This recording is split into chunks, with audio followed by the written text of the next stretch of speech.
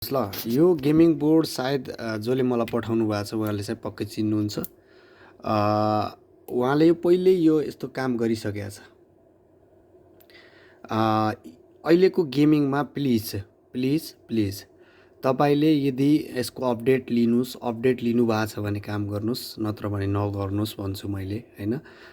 बरु कसैलाई दिनुहोस् हैन, जसले यो गेमिङ रिलेटेड अपडेट हुनु भएको छ उहाँहरूलाई दिनुहोस्। किनकि गेमिङमा यसरी तपाईँले जस्तो यो प्रत्येक क्वाइलहरू, यो क्वाइल तपाईँले क्वाइल जुन झिक्नु भएको छ नि, यो नझिक्नु पर्ने क्वाइलहरू झिक्नु भएको छ, नचलाउनु पर्ने आइसिर। जब यो बोर्डमा भोल्टिन नै सेक्सन ओके छैन के, यो बोर्ड भोल्टिन सेक्सन नै ओके छैन भने तपाईँ यो क्वाइलमा जानुभएको छ। हुनसक्छ तपाईँको नयाँ आइडिया, तर बट मलाई लाग्छ आई थिङ्क त्यहाँ जानु पर्दैन पहिला है।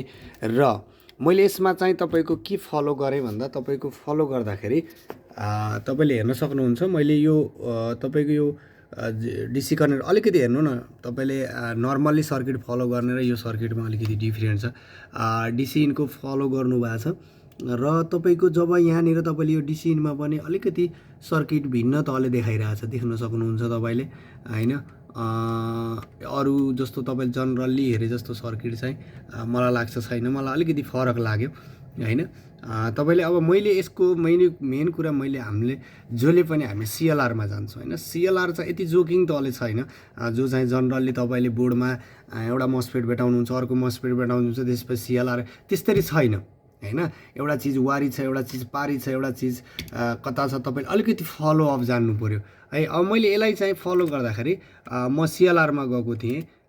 सिएलआरलाई मैले जनरल्ली तपाईँको कहाँनिर भेटाएको थिएँ भने मैले सिएलआर यहाँ भेटाएको थिएँ।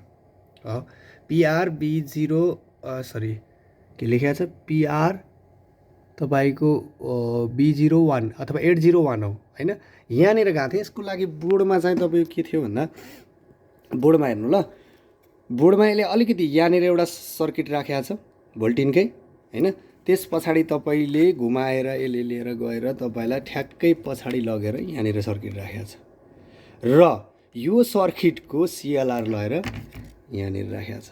सिएलआरमै तपाईँको 19 भोल्टको अथवा डिस्ट्रिब्युसनमा तपाईँको 0.6 एम्पियरको सर्टिङ छ, 0.6 मिलिएम्पकै सर्ट छ क्या यसमा हैन। सिएलआर भन्दा अगाडि नै तपाईँको सर्ट दिइरहेछ भने तपाईँले कसरी जानुभयो कि म कोर सेक्सनमा पढु, म यहाँनिर अचम्मित परिरहेको छु।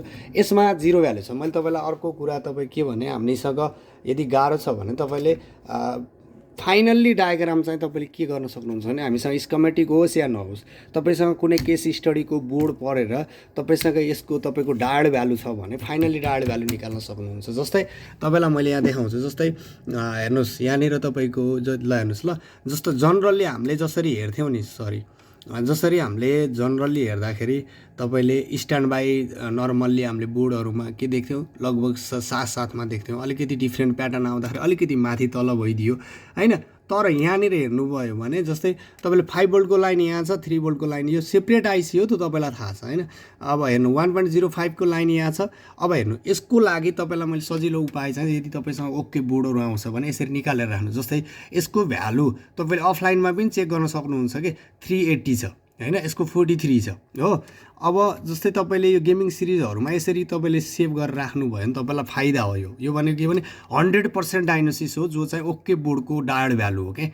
जस्तै हामीले आइफोन गरौँ या म्याक गरौँ या एन्ड्रोइड गरौँ या कुनै पनि चिज गरौँ, जसको डायड भ्यालु तपाईँलाई थाहा हुन्छ भने त्यसले चाहिँ तपाईँलाई फिजिकल्ली अथवा तपाईँले कुन सेक्सनमा जाने, कुन सेक्सनमा इरर छ भन्ने कुरा इजिली फाइन्ड आउट हुन्छ। जस्तै तपाईँले यहाँनिर हेर्नुभयो भने यो अब यो लाइफ टाइम मलाई यो बोर्ड आओस्, मलाई कहिले पनि प्रब्लम हुँदैन कि म कहाँ जाने भन्ने कुरा हैन। अब यहाँनिर हेर्नु यसको 92 छ, 0.03, जस्तै यहाँ पनि 0.03 डायड भ्यालु हुँदै गर्दा उहाँलाई थाहा हुनु पर्यो कि यो सर्टिङ देखाउन पनि सक्छ के है।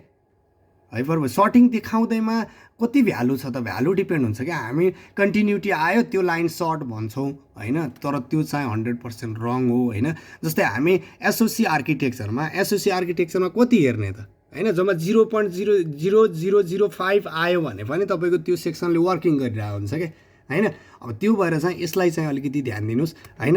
जस्तो तपाईँको यहाँनिर चाहिँ तपाईँको सिपियु भ्यालु यो पुरै सर्ट गराइसक्नु भएको छ, यो बन्ने बोर्डलाई चाहिँ मेबी बिगार्नु भएको छ। प्लिज यस्तो नहेरिदिनु होला, मैले यो एउटा सजेसन पनि गर्छु।